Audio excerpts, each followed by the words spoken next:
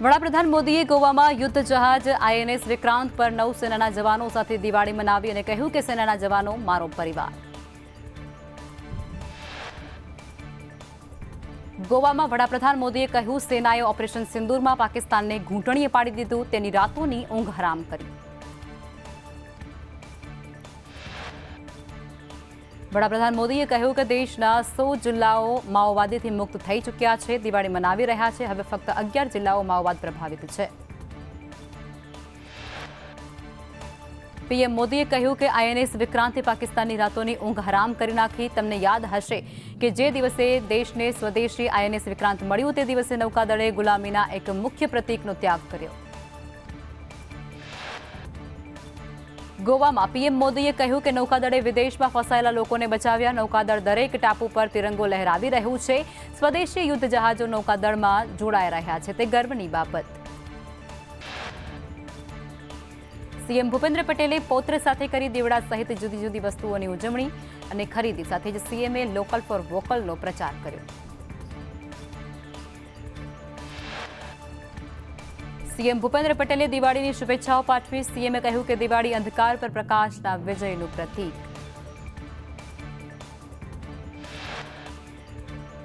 CM Bhupendra પટેલે કહ્યું કે દિવાળી સુખ, શાંતિ અને સમૃદ્ધિ લાવે, હકારાત્મકતાનો પ્રકાશ પ્રજ્વલિત રહે તેવી પ્રાર્થના કરી। ડાકોર રણછોડરાય મંદિરમાં દિવાળીની ઉજવણી કરાઈ। મંદિરમાં પરંપરા મુજબ ચોપડા પૂજન પણ કરાયું। સોનાની પેન, ચાંદીની પાટીનું પૂજન કરાયું। સુપ્રસિદ્ધ જૈન મંદિર મહુડીમાં શ્રદ્ધાળુઓનું ઘોડાપુર। મોટી સંખ્યામાં શ્રદ્ધાળુઓ દર્શન કરવા ઉમટ્યા। આજે મહુડી તીર્થ ખાતે કાળી ચૌદશના દર્શન। અમદાવાદમાં દિવાળીમાં ચોપડા લેવા માટે ભારે ભીડ। વેપારીઓએ પૂજન માટે ચોપડા ખરીદ્યા। શુભ મુહૂર્તમાં વેપારીઓ કરશે ચોપડા પૂજન।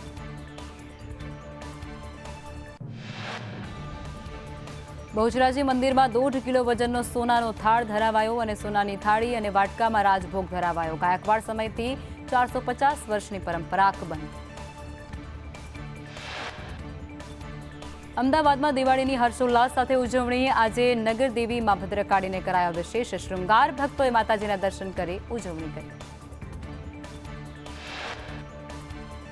રાજકોટમાં દિવાળીમાં વેપારીઓ દ્વારા શારદા અને લક્ષ્મી પૂજન। ચોપડા સાથે જ લેપટોપનું પણ કરાયું પૂજન। ધંધા અને ઉદ્યોગમાં સમૃદ્ધિની કામના। પોરબંદરમાં દિવાળીની વિશેષ ઉજવણી કરાઈ। મહાલક્ષ્મી મંદિરમાં ચરણી નોટોનો શણગાર। રૂપિયાથી લઈ 500ની નોટનો કરવામાં આવ્યો છે શણગાર।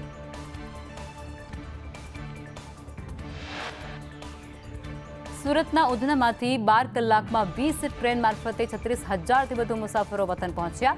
કોઈપણ જાતની દુર્ઘટના વગર મુસાફરોને મોકલી આપવામાં આવ્યા છે।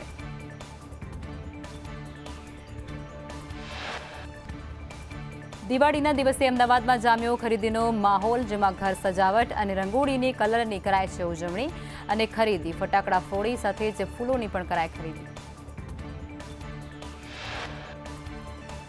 અમદાવાદમાં લાઇટિંગ માર્કેટમાં ખરીદી માટે ભારે ભીડ। દીવડાઓ સાથે ઘર સજાવટનો શહેરીજનોમાં ક્રેઝ। ઇલેક્ટ્રોનિક દીવડાઓની ડિમાન્ડ વધી।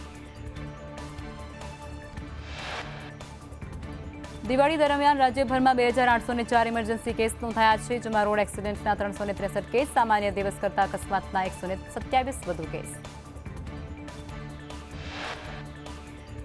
પંચમહાલ, કચ્છ, વાવ, થરાદ માટે પેકેજ કરાયું જાહેર। પાટણ અને જૂનાગઢ જિલ્લાના ખેડૂતો માટે પેકેજ જાહેર। કૃષિમંત્રીએ ખરીફ પાકમાં નુકસાન માટે 563 કરોડની સહાય જાહેર કરી।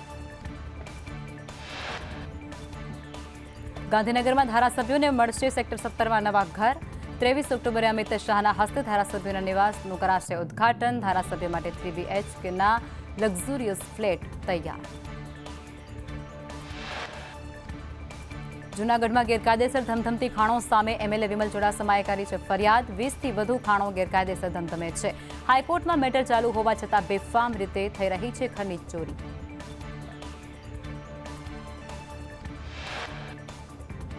ભેળસેળ કરનારને કૃષિમંત્રી જીતુ વાઘાણીની ચેતવણી। ખાતર, બિયારણ અને દૂધમાં મિલાવટ કરતા હોય તે ચેતી જજો। જરૂર પડશે તો કાયદો બનાવીશું અને કાયદાની ઝપેટમાં આવનારને નહીં છોડાય। લેવ જેહાદ મુદ્દે નાયબ મુખ્યમંત્રી હર્ષ સંઘવીના વિધર્મીઓ પર આકરા પ્રહાર, કહ્યું કે કોઈપણ પ્રેમનો વિરોધ નથી, દીકરીની જિંદગી બરબાદ કરે તેને નહીં છોડીએ.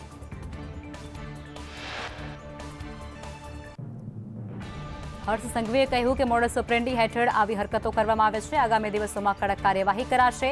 ગુજરાતની સરહદ સુધી લવ જેહાદ કરતા પહેલા વિચારશે વિધર્મી. ડ્રગ્સના દૂષણને લઈ અને નાયબ મુખ્યમંત્રીનું નિવેદન. હર્ષ સંઘવીએ કહ્યું કે 4 વર્ષમાં ડ્રગ્સની લડાઈમાં મોટી સફળતા મળી છે ગુજરાતને.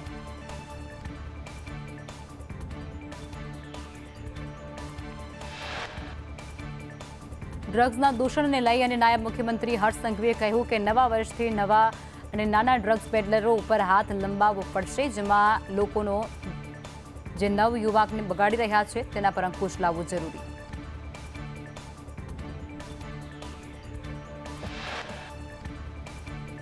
નાયબ મુખ્યમંત્રી બન્યા બાદ હર્ષ સંઘવી પ્રથમ વખત સુરત પહોંચ્યા. કહ્યું કે ગૃહમંત્રી બન્યો ત્યારે ઘણા લોકો કહેતા હતા કે ખૂબ કઠિન છે. સિનિયર ઓફિસરો પાસેથી મેં ઘણું બધું જ્ઞાન મેળવ્યું છે.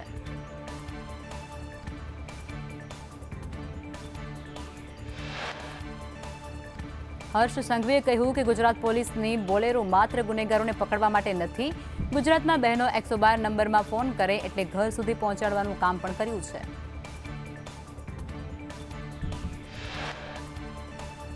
હર્ષ સંઘવીએ કહ્યું કે પોલીસે 118 બહેનોને ઘરે પહોંચાડી છે, જેમાં કોન્સ્ટેબલથી લઈ અને અધિકારીઓએ આ કામ કર્યું છે. તમારે આવા કોન્સ્ટેબલનું સન્માન કરવું જોઈએ.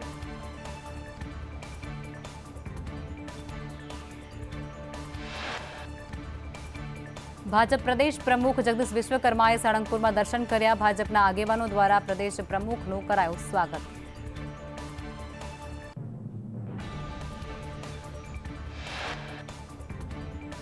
પોરબંદરમાં નરસંગ ટેકરી નજીક ફાટક ફરી ખોલાશે. કેબિનેટ મંત્રી અર્જુન મોઢવાડિયાએ બાહેંધરી આપી છે. વહેલી તકે ફાટકનો રસ્તો ખોલાશે.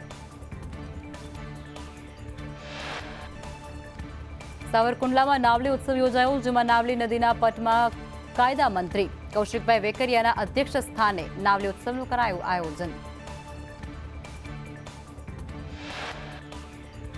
બોરસદમાં દિવાળી ટાણે ગંજ બજાર પાસે લારી સહિતના દબાણ હટાવતા રોષ. દબાણની કામગીરી રાજકીય ઇશારે થયા હોવાનો છે આક્ષેપ.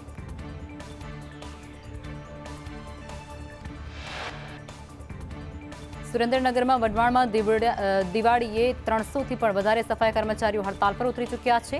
સફાઈ કર્મચારીઓને બોનસ અને પીએફ ન મળતા હડતાલ પર. અમદાવાદીઓને રિવરફ્રન્ટ પર નવા લિનિયર ગાર્ડનની મળશે ભેટ. બાળકોને મનોરંજનની સાથે જ્ઞાન પણ મળી રહેશે. 12 કરોડના ખર્ચે બનેલું આ ગાર્ડન નવા વર્ષે ખુલ્લું મુકાશે. રાજકોટમાં સ્વામિનારાયણના રેસ્ટોરન્ટમાં શાકમાંથી ઈયળ નીકળી, જેમાં શાકમાં ઈયળ આવતાની સાથે જ પ્રેમવતી રેસ્ટોરન્ટમાં લોકોએ હોબાળો મચાવ્યો. આરોગ્ય વિભાગ શું કાર્યવાહી કરશે તે સવાલ.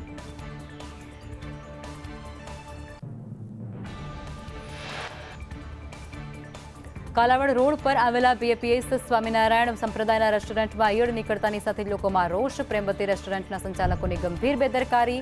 સામાન્ય વેપારીઓ સામે દંડનાત્મક કાર્યવાહી થાય છે, અહીં થશે કે કેમ તે સવાલ.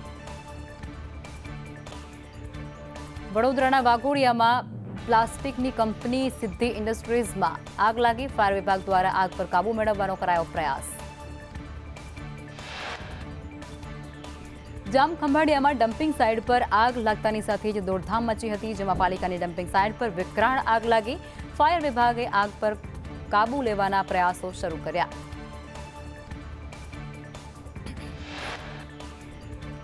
રાજકોટમાં 30 વર્ષીય યુવાનની છરીમારી કરાઈ હત્યા. જામનગર રોડ પર CFL ક્વાર્ટરમાં બની ઘટના.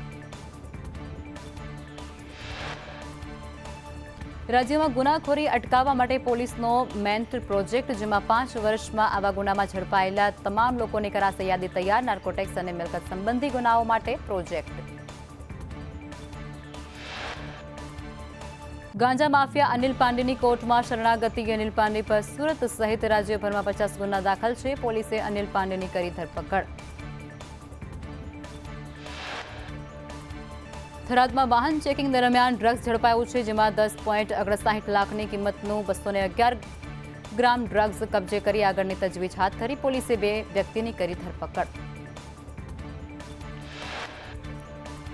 અમદાવાદના જુહાપુરામાં ગુજરાત ફ્રીઝના ગોડાઉનમાં ચોરી, જેમાં ગોડાઉનના પતરા તોડી 20 લાખની રોકડની કરી ચોરી. ચોરી કરતા તસ્કરો સીસીટીવીમાં થયા કેદ.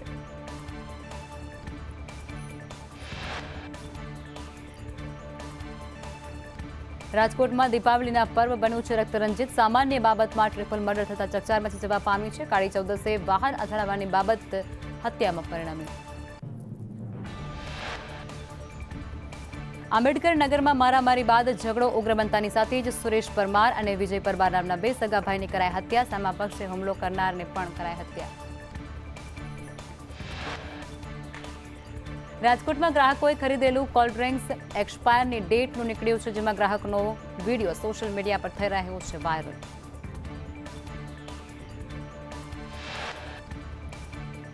અમદાવાદના અસલાલીમાં લૂંટ વિથ મર્ડર. મહીજડા ગામે વૃદ્ધાની હત્યાથી ચકચાર. વૃદ્ધા કચરો વીણવા માટે ઘરેથી નીકળ્યા હતા. લૂંટારોએ વૃદ્ધાના દાગીનાની લૂંટ ચલાવી.